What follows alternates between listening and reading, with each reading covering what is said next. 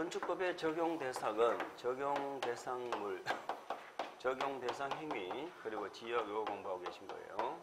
자, 행위 중에 건축하는 행위를 보셨고, 자, 대수서는 대통령으로 정하는 건데 8개가 있었죠. 자, 그 다음에 용도 변경 있죠.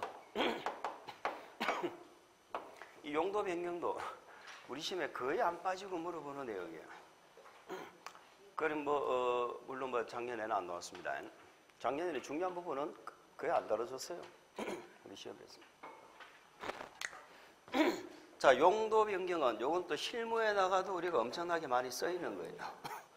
그래서 우리 책에 거기 2번에 보시면 용도에 따른 건축물의 종류 해가지고 1번부터 몇 번까지 나와져 있어요? 29번까지 나와져 있죠. 잘 보면은 29번이 하나 더 있어. 자, 과거에는 28번까지 있었습니다. 과거에는 28번까지. 1번이 뭐예요? 단독주택. 2번이 뭐예요? 그러니까 우리가 사람이 태어나면 단독에서 살다가 공동에서 살다가 조금 아장아장 걸어다니면 어디로 가? 근린생활시설로 가지. 근린생활시설. 가다가 맨 마지막에 가는 게 뭐예요? 장례시설이야. 거기가 종착지예요. 종착지인 줄 알고 사람이 태어나서부터 가는 걸 전부 조사를 했더니 그게 끝인 줄 알았는데 야영장에서 불이 났어. 몇 년 전인지 정말 기억 안 납니다만 대학생들 기억나죠? 그래서 이 야영장을 별도로 또 우리 건축법에서 규정을 두고 규제를 하겠다는 거야. 건축법에서 규정을 둔다는 건 규제를 하겠다 이 말이야. 자, 됐습니다. 일단 그런 다음 페이지 넘겨보세요. 그러면 거기 다음 페이지 보니까 1번에 단독주택, 공동주택 나와 있죠? 이게 몇 번까지 나와 있다고? 29번까지 나와 있다 이 말이야. 여기 29번까지. 그럼 나중에 실무에 나가면 우리가 근린생활시설 정도는 주택하고 근린생활시설 정도는 꼭 알아야 되고요. 몇 가지는 알아야 돼. 과거에 우리 시험에도 요 용도를 묻는 문제가 가끔 출제가 됐거든. 근데 최근에는 좀 뜸합니다. 최근에는 좀 뜸하지만은 요거는 우리가 3, 4, 5 과정에서 시간 날 때 그때 몇 가지 보실 거고요. 이런 29개 용도를 넘겨보세요. 용도를 다음 페이지 보면은 3번 시설군 및 용도군 돼 있죠. 요걸 시설군의 1번에 자동차 관련 시설군 돼 있죠. 거기다가 1번이라고 번호를 붙여보세요. 그러면 88페이지 308 맨 밑에 보면은 3번 시설군 및 용도군 돼 있죠.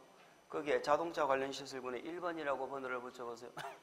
그럼 그 밑에 2번 산업 등 시설군이죠. 2번이라고 붙여보세요. 그럼 밑으로 내려가면서 번호를 붙여보라는 그런 얘기입니다. 내려가면서 쭉 붙여봅니다. 번호를 붙여보니까 몇 번까지 나오나요? 9번까지 나오죠.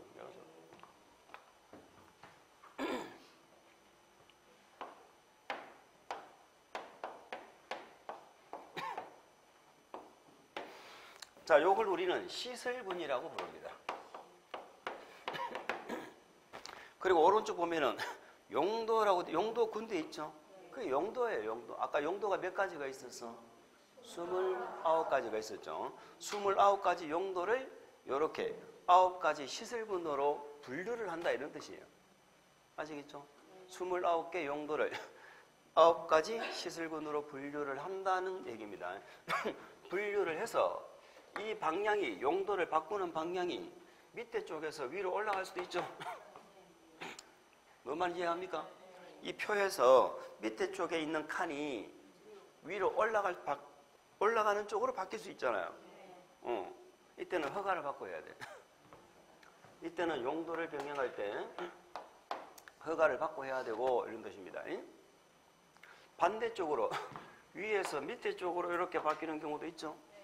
이때는 신고를 하라는 거예요. 그렇다면 반대로 말하면 밑에서 위로 올라갈수록 뭔가 위험도가 따른다는 얘기죠. 하중도 무겁고 위험도가 따른다는 얘기고 밑으로 내려갈수록 뭐 위험도가 떨어진다는 그런 얘기로 이해하시면 되겠어요. 그럼 우리 시험 뭘 물어보느냐? 허가를 받느냐, 신고하느냐? 허가하는 것, 신고하는 것 이렇게 물어보겠죠. 그러면 결국 또 이 표를 외워야 돼요. 우리가 하셔야 될 일은 이 표 암기하는 것입니다. 몇 번만 보면 됩니다. 첫 번째, 자동차 관련 시설군이죠. 자꾸 읽으셔야 돼. 읽어봅시다. 무슨 시설군? 자동차 관련 시설군. 2번은? 안 읽으시는 분이 있어요. 세 번째. 전기 통신입니다. 전기는 뭐예요? 전기 발전소. 통신은? 통신. 전기 통신. 그 다음에 네 번째. 자, 문화집회시설군입니다. 문화집회시설군. 다섯 번째는 뭐죠? 영업시설군이죠. 영업하는 거. 여섯 번째는? 자, 요 여섯 번째를 주의하세요. 교육하고 복지가 따라붙었죠. 교육하고 복지가 이렇게 같이 따라붙어요. 그래서 우리는 교육복지, 교복이라고 기억합니다. 교복. 교육하고 복지는 같이 따라붙습니다. 교복. 일곱 번째가 뭔가요? 근린생활시설. 우리 근린생활시설은 바로 우리 중개업의 가장 흔한 중개 대상물이 근린생활시설이에요. 이런 우리가 밖에 나가면 눈에 보이는 것들 대부분 지금 뭔가 근린생활시설이야. 음식점이라든가 무슨 뭐 우리 밑에 뭐 이런 것들 거의 대부분 그래요. 그래서 근린생활시설은 굉장히 중요합니다. 자, 8번은 뭐예요? 자, 요것도 좀 주의하셔야 되겠네. 주거하고 업무가 이렇게 같이 따라붙어요. 주거하고 업무가 따라붙는다. 주거는 주거하는 것이고 업무는 업무 보면 되지. 근데 여기 같은 시설군에 들어간다고. 주거 업무. 그래서 같이 들어가는 게 6번에 교육, 복지, 교복하고 8번에 주거 업무, 주업 요 두 가지는 같은 시설군에 들어가. 마지막에는 그 밖의 시설군에 기타 시설군 이렇게 기억합니다. 기타 시설군. 그래서 우리는 건축법의 용도 29개를 요 순서대로 구분을 합니다. 먼저 요걸 외우셔야 돼요. 그래야 올라가는지 내려가는지를 알지. 자, 우리는 이렇게 올 거예요. 자산 전문, 영교, 건축이 이렇게 올 겁니다. 한번 외워봅시다. 자산 전문, 영교, 건축이. 한 번만 더. 자산 전문, 영교, 건축이. 이렇게 외워주세요. 이렇게 외워줍니다. 그럼 우리가 시험장에 가면 어떻게 하셔야 돼? 자산 전문, 영교, 건축이를 적어놓고 이게 어디쯤 들어가는지를 끼워 넣어야 돼. 올라가네? 허가. 내려가네? 신고. 이렇게 가는 거예요. 이걸 우리가 지금 다 외울 수는 없고 1년 내내 외우시는 거야. 그런데 몇 번만 보면 외워질까? 몇 번만 보면 외워질까? 그렇지. 10번만 보면은 10번만 보면은 아무리 내 IQ가 떨어진다 해도 외워져. 응? 우리 암기할 거 너무 많죠? 그런데 공법은 제가 뭐 암기하는 소리 그렇게 많이 안 합니다. 지금 기초 강의에서 제가 뭐 암기합시 이런 말 많이 안 하잖아요. 중개사법 이런 거 세법 이런 거 보면 머리 아프죠? 암기 안 해요? 하지 말라 그럽니까? 공부를 안 한다고?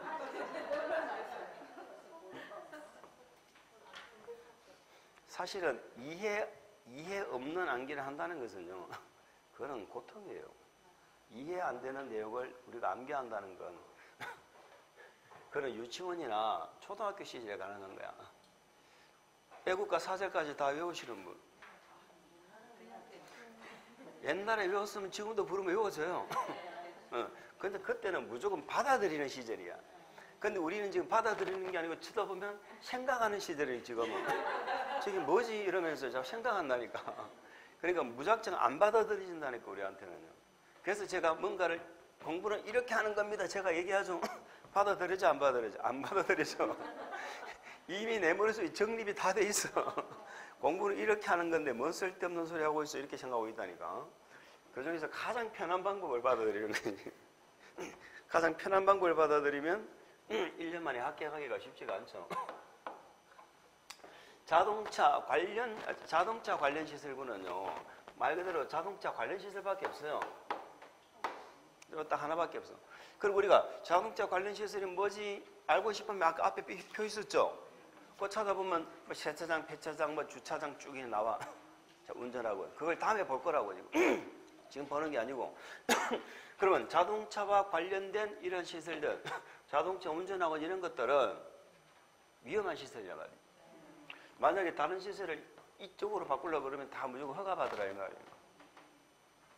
자, 산업 등 시설군이죠. 산업이 머리에 떠오릅니까? 산업 하면은 자, 첫 번째 뭐가 나와요?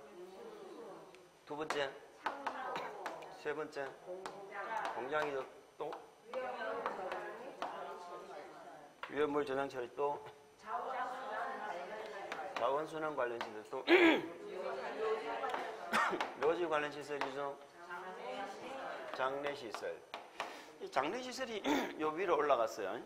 요 장례시설이란 것은요, 우리 종합병원 가면 장례시설이 있어요, 없어요? 있죠? 그거 말하는 거 아니에요. 종합병원 안에 있는 장례시설은 그냥 의료시설이에요. 요 장례시설은 병원 안에 있는 거 말고 장례식장만 따로 있는 장례시설 있죠? 그걸 말하는 거예요. 그걸 말하는 거예요. 그래서 우리는 첫 글자를 따서 이렇게 외울 겁니다. 운창공입니다. 운창공은 사람 이름이야. 예전에는 젊은 사람들을 부를 때 예전 사극에는요, 저희가 어릴 때 나오는 사극에는 이공, 김공 이런 표현을 자주 썼어요. 들어보셨죠? 요즘은 이런 거 안 쓰더라고. 요즘에는 사극도 그냥 막 현대어로 하더라고, 현대어. 그래서 운창공이라는 사람이 있는데, 운창공이 위로를 하고 있죠, 위로를. 뭘 위로하고 있어? 장자묘입니다. 뭔가 빠졌는데? 순서가 바뀌었네. 이렇게 순서를 좀 바꿉시다. 장자묘. 장자의 뭐를? 묘를, 장자묘를 쓰다듬으면서 위로를 하고 있다. 한번 따라해 봅시다. 운창공. 위. 장자묘. 운창공. 위. 장자묘. 집에 가서 외워야지. 안 외워져. 집에 가 뭘 외워. 집에 가 있는 줄도, 이렇게 한 줄도 모르는데.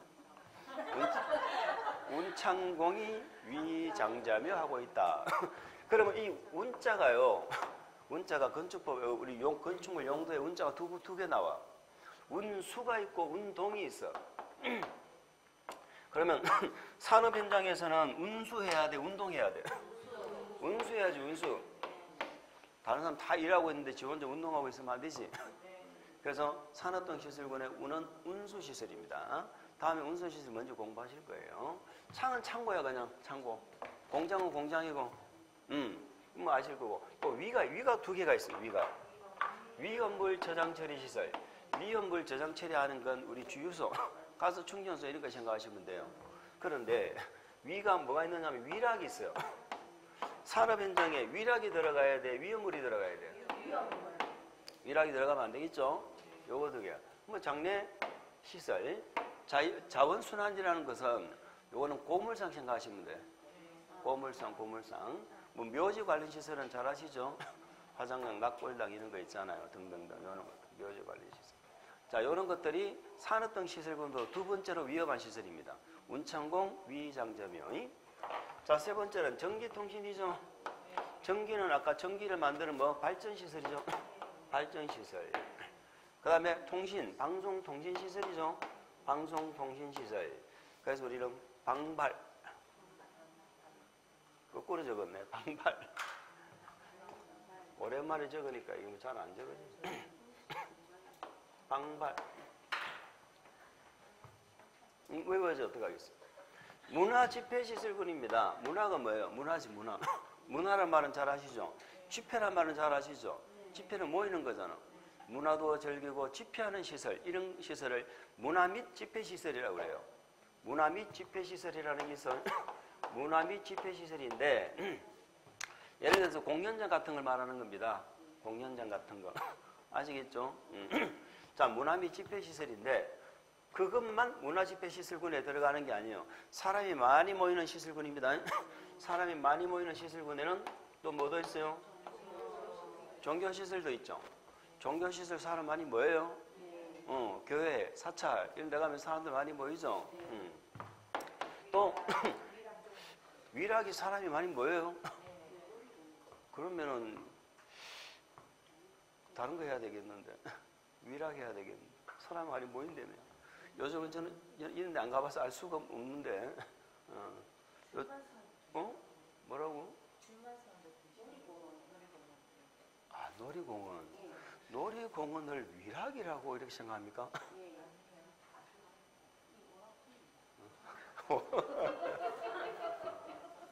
위락은 술 마시는 데야.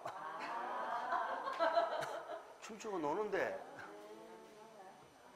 아, 그러니까 사람이 많다 그러지. 안 가봤을 텐데 어떻게 하라고요. 관이 뭐요? 관광 휴게시설. 관광 휴게시설입니다.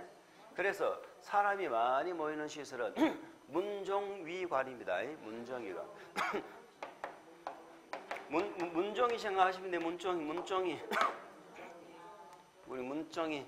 예전에 이게 문종이를 표준말로 뭐라고 그러고? 표준말로 문종이라 그러고 사투리로 문종이라 그러고 그래요. 창호지라 그래. 창호지. 창호지 그러잖아요. 창호지라고 그래요. 문종이. 예전 집들은 다 문종이로 이렇게 창호지로 발라놨잖아. 시골집에 가보면. 제가 어릴 때부터 좀 비염이 안 좋았나 봐요. 근데 병원에 계속 다니고 있긴 있는데 좀 잘 안 났는데 아침에 일어나면은 막 건조하잖아요. 코가 막히고 그러죠. 그럼 겨울철에 밖에 나가면은 막 문이 막 와 있고 춥잖아요. 예전에 왜 그렇게 추웠는지 예전에 그렇게 추운 게 아니고 제가 생각할 때는 예전에는 따뜻한 옷이 없었던 것 같아요. 그렇죠. 지금은 무슨 뭐 구스니 뭐 오리털이나 하면서 뭐 입고 있는데 예전에 그런 게 없었잖아. 유난히 추웠던 것 같은데 밖에 나가기 싫으니까 어떻게 한다고 창호지에다가 침 발라고 구멍을 뚫죠. 예. 예? 아, 나중에 뭐 전신에 구멍 다 뚫려 있어. 그 창호지야. 문종이로 뭐를 만들었어? 관을 만들어. 문종이로 관을. 상상이 갑니까? 문종이로 관을 만들어니 위험해요, 안 위험해요? 위험하죠. 우리가 보통 이 관을 만들면은 무슨 나무로? 오동나무로 관을 만들어 가지고 뭐 정확하게 모르겠습니다만은 다시 못 나오게끔 어떻게 한다고? 박아요. 그렇지. 못을 박지. 그래야 되는데 창호지로 관을 만들면은 언제든지 다시 일어날 수가 있죠. 웃기는 얘기해 보니까 그런 얘기가 나오대. 신랑이 죽었는데 이제 관에 이제 묻으려고 하는데 관을 들고 가다가 모퉁이에 애들이 모퉁이에다 쾅 부딪히는 바람에 신랑이 깨서 다시 살아나 버려. 그 10년을 더 살았어. 다시 죽었어. 요번에 관을 다시 옮기는데 마누라가 얘들아 안 부딪히게 조심하라면서 한 번 부딪히지 못하게 그렇게 하더래요. 근데 뭐 이게 문종이로 관을 만들어 놨더라고요. 이게 될 일이 아니지. 문종위 관입니다. 한번 따라해 봅시다. 문종위 관. 자, 문은 문화미 집회시설입니다. 따라서 문화미 집회시설. 조는 종교시설. 위는 위락입니다. 자, 여기 위락이 나와요. 위험물은 산업 등 시설군에 나오고 여기는 위락시설, 문화집회시설군에 나옵니다. 관광 휴게시설이죠. 어린이 회관 같은 거. 야외에 있는 음악당 있죠. 극장. 부산에 야외 극장 있어요? 어디 있어요? 시민회관에 있어요? 시민공원? 나는 그 내려봐서 부산 시민공원이 어딘가 한번 가보려고 몇 년 전에 찾다가 못 찾았어. 인터넷하고 다르게 나와 있어요. 그렇지. 내비에 찍어가니까 잘 안 나오더라고. 어떻게 만들어놨나 한번 가보려고 그랬더니 문종위관입니다. 문종위관. 자, 몇 번만 외우면 돼. 자, 그 다음에 영업시설군이죠. 영업시설구. 말 그대로 영업시설구는 영업하는 데죠. 영업.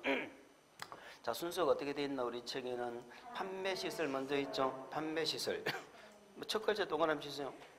운동시설, 숙박시설, 이종 관련 생활시설 중 다중생활, 다중이종, 이종 관련 생활시설 중 요걸 가로로 묶어주시고 다자에 동그라미 치세요.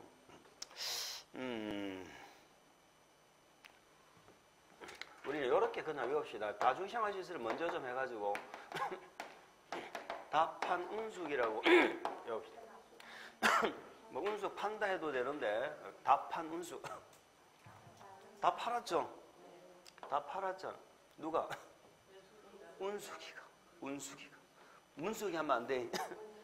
문숙이가 해버리면은 문화집회시설과라고 헷갈려. 운숙이가 다 팔았어. 다 판 운숙입니다. 근데 이 다중생활시설이 뭐냐면 여기 고시원이에요. 다중생활시설이 고시원이야. 고시원. 과거에는 고시원이라는 용도 자체가 건축법에 없었어요. 근데 우리는 뉴스를 가끔 보면 고시원에 불이 나면은 인명 피해가 크죠. 그래서 건축법에서 어디로 이놈을 분류를 해가지고 규제를 해야 될지 그게 애매하다 이 말이에요. 그래가지고 고시원이라는 용도를 만들었다가 지금은 이름을 다중생활시설이라 이름으로 바꿨어요. 얘가 두 가지가 있어. 바닥면적 합계가 500제곱미터 미만이면은 이종 근린생활시설로 분류합니다. 바닥면적 합계가 500제곱미터 이상이죠. 고시원이. 그러면은 숙박시설로 분류를 해. 그러니까 고시원도 숙박시설이야. 규모가 큰 건. 아시겠죠? 500제곱미터 미만 작은 건 이종 근린생활시설이고 다음에 공부하실 거예요. 그러면 이 500제곱미터 미만이든 이상이든 다중생활시설은 용도 변경할 때는 똑같이 영업시설군이에요. 요 숙박시설이 있잖아. 그러니까 500 이상이면은 요 숙박시설에 들어갈 거잖아. 500 미만이면은 여기 들어갈 거잖아. 그러니까 여기는 이종 근린생활시설로서 다중생활시설 말하는 거예요. 그러니까 고시원은 용도 변경할 때는 똑같아. 예, 면적이 작든 크든 이종이든 숙박이든 용도 변경할 때는 똑같은 무슨 시설군에 들어간다? 영업시설군에 들어간다. 그거 하나 기억하시면 됩니다. 자, 그 다음에 교육복지죠. 이거는 교복이라고 기억하세요. 교복은 누가 입어요? 학생들 입죠. 그러면 교복 입은 학생은 놀아도 위락시설에서 놀아야 돼? 어디서 놀아야 돼? 학교에서 놀아야지. 그것도 무슨 학교? 의과대학교. 교복 입은 학생은 놀아도 어디서 노수? 의교 노수. 의교 노수. 의교 노수. 의가 뭐예요? 의료시설. 병원을 말하는 거예요. 병원. 아시겠죠? 교가 뭐예요? 교육연구. 교육연구는 학교를 말합니다. 유치원부터 대학교까지. 우리 성인들이 다니는 이런 학교 있죠? 학원 있죠? 이것도 교육연구시설이야. 응? 응? 뭐가요? 야영장 있는데 안 들어가요. 야영장? 여기 모범에 야영장 있어요. 아, 들어가. 빼먹었다. 그 야영장을 늦게 만들어가지고 자꾸 빼먹는. 그러면 의교 노수야. 야를 만약에 앞에 갖다 넣으면은 애들이 기분 좋아할까 안 할까? 아, 요즘 애들 야 의교 노수 이러면은 별로 안 좋아한다고. 그러니까 부드럽게 의교 노수야 이렇게 외웁니다. 의가 뭐다? 의료시설. 교육연구시설은 우리 성인들이 다니는 학교, 학원. 이거는 뭡니까? 노유자가 뭐예요? 노는 늙을 노자, 유는 어릴 유자. 그러니까 노인네들, 뭐 노인네라면 별로 안 좋아하죠. 나이 드신 분들이 가는데. 그 다음에 노유, 어린애들이 가는데. 여기서 우리가 다음에 이제 공부하면은 어린이집하고 유치원을 구분해야 돼요. 유치원은 학교에 들어갑니다. 교육연구시설에 들어가. 근데 어린이집은 노유자 시설에 들어가. 아시겠죠? 자, 다음에 공부하실 거예요. 수련시설을 말하는 거예요. 유소스 때 같은 수련시설. 나영장. 됐습니다. 그 다음에 근린생활시설구는 1종 있고 뭐가 있어요? 2종 있어요. 1종 근린생활. 근린생활시설을 줄여서 건생 이렇게 부를 거예요. 1종 건생이 있고 2종 건생이 있습니다. 요거는 우리가 앞으로 살아가면서 부동산 하시면서 아주 우리하고 밀접한 관련이 있는 내용들이에요. 그 다음에 주거 업무가 있죠. 주거 업무. 주거 업무 시설구는 주거는 주거니까 주택에서 하겠지. 주택은 단독주택이 있고 무슨 주택? 공동주택이 있어요. 그 다음에 업무는 어디서 업무를 봐야 돼요? 업무시설에서 봐야지. 업무시설에서. 업무시설. 그런데 주택도 아니고 업무시설도 아닌데 주거도 하고 업무도 보는 데가 있어. 주거도 하고 업무도 보는데 그게 교정군사시설이에요. 교정군사시설이요. 교정은 교도소, 군사는 군사시설은 아실 거고 거기서 주거도 하고 업무도 보죠. 그래서 우리는 주거도 하고 업무도 본다 하면 뭐를 생각하느냐? 잠도 자면서 거기서 업무도 본다고. 이걸 우리는 재택근무라고 그러죠. 재택근무. 영어로 말하면 at home입니다. 집에서 하는 거예요. 집에서. 재택. 그럼 집에서 왜 재택근무를 할까? 당공을 업고 일을 한다. 애기 때문에 재택근무하는 거야. 애 이름이 뭐야? 당공. 아까 문창공 당공. 당공 업교 이렇게 당공 업교. 자, 기타는 동물 식물 관련 시설입니다. 뭐가 있는가? 자, 우리가 몇 번 한번 연습해 주시기 바랍니다. 시간 관계상 얘가 다시 하지는 않아요. 올라가면 허가, 내려가면 뭐 신고. 그럼 물어봅시다. 올라가지도 않고 내려가지도 않고 옆으로 가래. 그럼 어떻게 할까? 올라가야 허가 받지. 올라가야 허가 받지. 안 올라가죠? 내려가야 신고하지. 안 내려가죠? 허가 받아, 안 받아? 신고해요, 안 해요? 그 허가 신고 필요 없다는 거야. 이걸 같은 시설군 이렇게 불러. 요거를 시설군이라고 부르잖아요. 같은 시설군에서 옆으로 이렇게 바꿔요. 이럴 때는 허가나 신고가 필요가 없습니다. 허가도 안 받고 신고도 안 합니다. 그런데 우리가 이제 자세한 건 다음에 공부하시겠습니다만은 우리가 이 건축법은요, 건축 허가 받아 건물을 짓죠. 건물을 지으면 허가권자가 우리한테 뭐를 줘? 건축법은 사용 승인을 받아요. 우리 계획사업은 준공검사 받았잖아. 나중에 건축법은 공사 끝나면 사용 승인 받아 이렇게 하는 거야. 사용 승인서를 교부해 주면서 시군구청장이 자세한 거 지금 몰라도 돼. 이해만 하시면 돼. 시장군수구청장이 건축물 대장을 만들어. 대장에 등록을 하지요. 예. 대장에 기록을 하면 이는 적법한 건물이고 대장이 없는 건물은 뭐가 건물이라는 얘기잖아. 쉽게 말해서 대장에다가 기재를 해. 근데 이 대장을 한 번 정도 보시면 이 건축물의 현황이 쭉 나와 있어. 어디에 있고 소유자는 누구고 구조는 무슨 구조로 돼 있고 연화조고 뭐 슬라브조고 그리고 1층에는 용도가 뭐고 2층에는 용도가 뭐고 3층에는 이런 용도가 정해져 있다 안 정해져 있다? 다 정해져 있죠. 이 용도로 사용하겠다고 뭐를 받았어? 사용 승인을 받았죠. 그러면 이 건축물 대장에 있는 요 내용이 그대로 어디로 옮겨져야 되느냐면 등기부에 그대로 옮겨져야 되는 거야. 등기부에 어디로 올라갈까요? 표제부로 들어가겠죠. 요 내용하고 똑같아야 돼. 같아야 돼.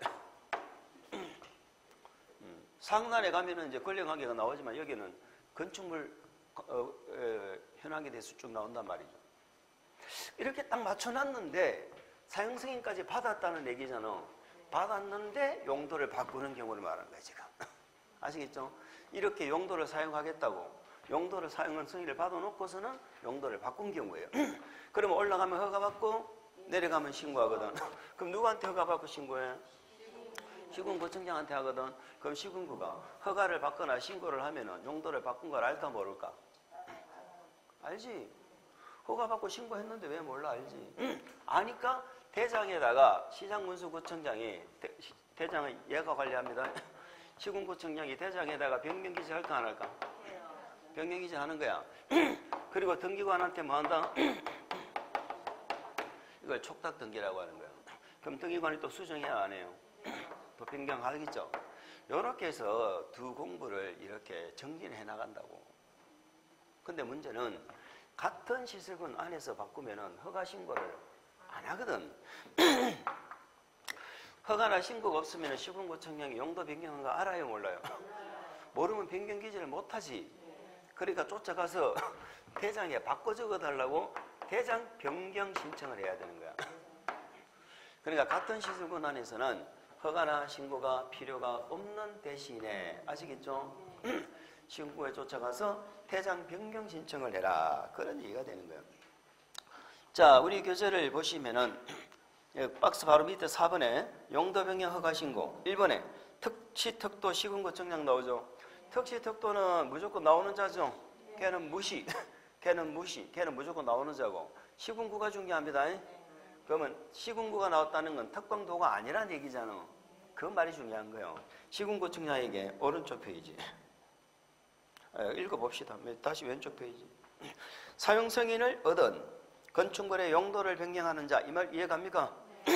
그 자는 다음의 구분에 따라 국토부령이 정하는 바에 따라서 특시 특도 시군구청장에 뭘 받거나 허가를 받거나 신고해야 된다. 밑줄을 그어주세요. 우리 시험은 시군구를 특별시장 이렇게 바꿔서 물어본다니까. 그래서 우리 용도 변경은 시군구청장만 나와야 돼. 자, 기역 니은은 의미 없어요. 올라간다는 뜻이고 니은은 내려간다는 뜻이고, 그 문장은 우리 시험에 안 나오니까 이해만 하시면 돼. 그 다음에 2번 건축물 대장 변경 신청 대상. 같은 시설군 안에서 괄호로 묶어주세요. 그 말이 중요하죠. 같은 시설군은 올라가지도 않고 내려가지도 않지요. 그래서 허가도 안 받고 신고도 안 하는 거야. 자, 국토부령으로 정하는 바에 따라 역시 특시 특도시장군수구청장에게 밑줄 건축물 대장 기재 내용의 변경을 신청하여야 한다. 이렇게 돼 있죠. 건축물 대장 기재 내용의 변경을 신청해야 한다. 다만 다음과 같은 변경의 경우는 대장 기재 내용 변경 신청을 하지 아니한다라고 되어져 있지요. 그 단서가 이번에 바뀌었어. 그 단서의 의미가 뭐냐면 지난 정부에 만든 건데, 지지난 정부부터 추진해서 만든 건데, 우리가 보통 보면은 대부분 우리 서민들이 창업을 하잖아요. 창업을 하게 되면 창업을 하는 대상이 대부분 근린생활시설이야. 1종, 2종 근린생활시설인데, 이거 하다가 장사가 잘 돼야 안 돼요?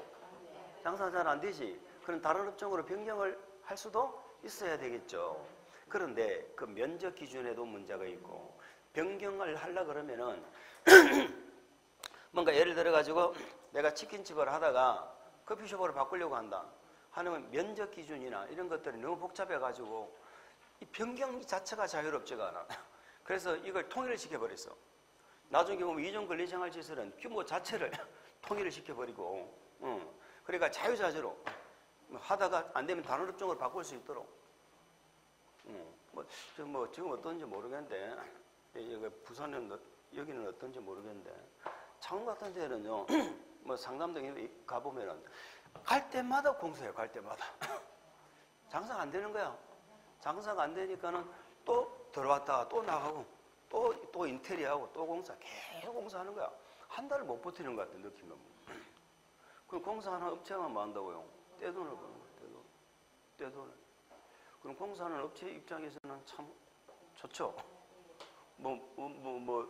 무슨 또 뉴스 보니 이상한 말이 나오대. 무슨 총리인가 무엇인가 하면서 우한 이거 재래시장 가가지고 돈 많이 벌어놓은 걸로 버티고 뭐 이랬다면서 요즘 손님이 없어서 편하시겠어요 이러면서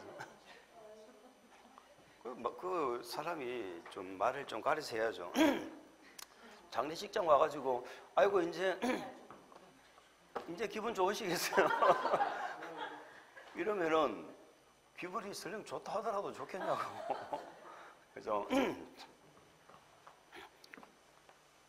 자, 그런 얘기입니다. 그런데 쉽게 바꿔놨는데 요번에 어렵게 바꿔버렸어. 어렵게. 이제 또 근린생활시설도 용도 변경하는 게 이제 어려워졌어. 어떻게 어려워졌는지는 다음에 요약집 나오면 보고 지금은 그냥 통과. 우리는 지금 뭐만 하시면 돼? 왼쪽 표만 보면 돼. 넘어갑니다. 다음에 건축법 적용 대상 지역이 나오죠. 건축법 적용 대상 지역은 다른 것이 아니고요. 우리 건축법을 전부 다 적용하느냐 안 하느냐 이런 의미예요. 건축법을 전면적으로 적용하느냐, 건축법의 일부 규정은 적용을 하지 않느냐 하는 개념입니다. 그럼 건축법을 전부 다 적용한다라는 말의 의미는 뭔가요? 일일이 규제를 한다는 뜻이죠. 일일이 규제를 해. 우리 건축성 같은 거 뭐 들어보셨나요? 건축물을 지을 때 선 딱 꺼놓고 있는 뭐지 마 이게 건축선이라고 하면 시골 같은 데는 이런 게 필요 있어 없어? 시골에 여기 집안지에 저기 집안지 있는데 건축선 그리고 할 필요 없잖아. 똑같은 거예요. 그러니까 도시 지역이라면은 건축법이 모조리 다 적용이 됩니다. 그런데 시골에서는 건축법이 다 적용할 필요가 없어요. 그런데 시골도 복잡한 데가 있다는 것이. 도시 지역이 어디예요? 주상공로. 그러면 시골은 어디야? 관농자지. 그러면 관농자 중에서는 건축법이 전부 적용되는 동네는 두 가지가 있습니다. 앞으로 개발을 하려고 하는 지역, 지구단위 계획구역. 시골에 지구단위 계획구역이 지정되어져 있지요. 그러면 얘는 뭐라 한다고요? 도시지역처럼 취급합니다. 우리 건축법에서 이렇게 기억하세요. 관농자에 지구단위 계획구역 지정되면 도시지역이나 진배 없다. 세 군데가 나옵니다. 관농자의 지구단위 계획구역 지정되면 도시지역처럼 간주하는 경우가 세 군데 나와. 처음 들은 거야. 그러면 관농자의 지구단위 계획구역 지정되면 건축법이 다 적용됩니다. 그 다음에 관농자 시골이라 하더라도 동읍지역 있죠. 동이나 읍지역은 번화가입니다. 시골에 읍내에 나가보셨어요? 건물이 복잡하게 들어서 있죠. 단지 도시지역처럼 높지 않다는 것뿐이지. 건물이 높지 않다는 것뿐이지 건물이 빽빽하게 들어서 있어요. 동지역, 읍지역은 건축법이 다 적용이 돼. 그래서 시골에서 건축법이 다 적용되는 경우는 두 가지다. 지구단위 계획구역하고 동읍지역. 근데 동읍이 만약에 섬이라면 인구가 얼마? 인구가 500인 이상. 자, 인구가 필요한 건 섬 얘기, 섬 얘기. 이런 경우를 기억하시면 돼요. 그럼 결국은 우리는 오늘 뭐라고 기억하고 가자? 동읍이 아닌 지역은 면지역이지. 면지역. 혹시 면에서 태어나신 분 있어요? 면에 살고 계신 분 있어요? 거기 가면은 기껏 해봐야 마을에 있는 집들 말고는 건물을 찾아보기가 쉽지 않죠. 거의 대부분 농사 짓는 뭐 축사 짓는다든가 이런 거 말고는 건물 자체가 없어. 면지역. 그런데 무슨 건축법을 갖다가 다 적용을 하겠냐. 그래서 요 면지역에서는 일부 규정을 적용을 안 해. 그 적용 안 하는 게 몇 개가 있다? 6개. 요 6개는 이제 시험 치기 전에만 기억하시면 돼. 그래서 우리는 건축법이 적용되는 대상을 공부를 하셨고요.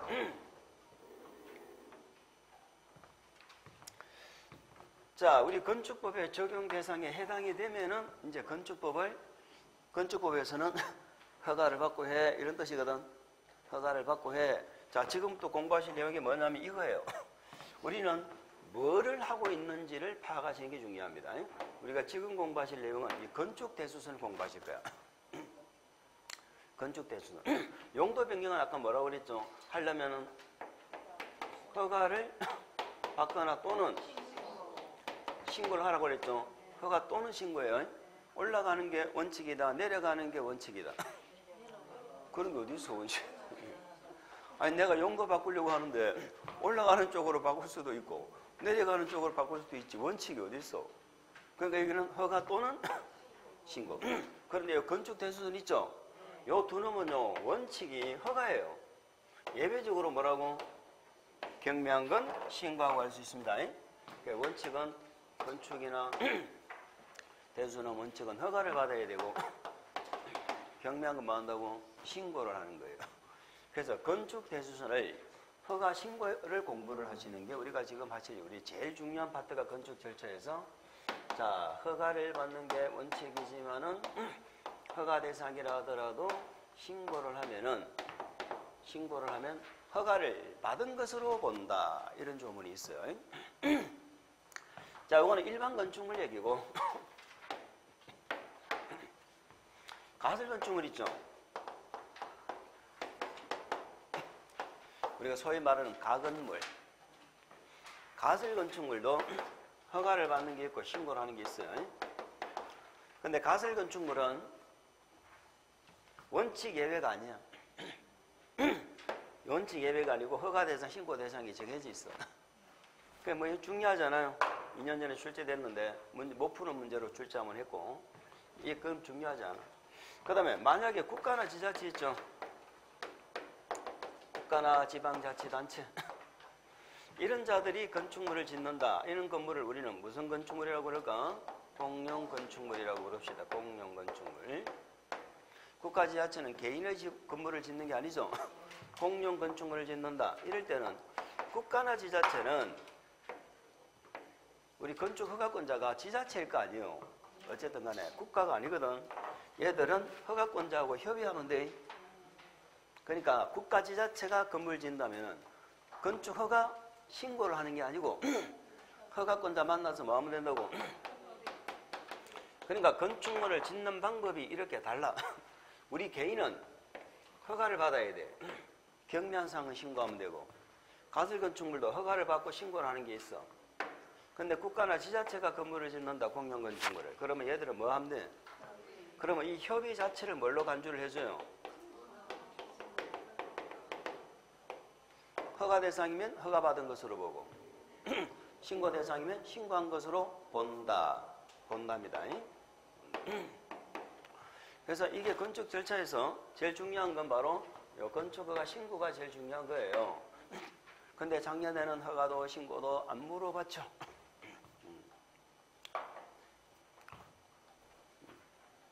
나름대로 작년에는 작전을 짜긴 짰는데 공법을 좀 이렇게 많이 빗게 나가게 해가지고 한 50점만 공부 좀 한 사람도 한 5, 60점 정도만 받게 만들고 중개사법을 조금 어렵게 해가지고 인원을 줄이려고 이렇게 생각을 한 것 같아. 그런데 워낙 공부를 열심히 해가지고 합격생이 많이 나와버렸어. 그럼 이제 우리 작년에 줄이려고 했는데 못 줄였어. 그러면 올해는 어떻게 될까? 공부를 열심히 하면 합격한다 이런 얘기잖아 지금.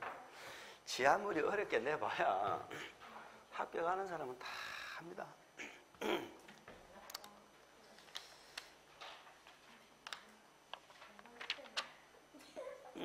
5분 쉬어야 돼요.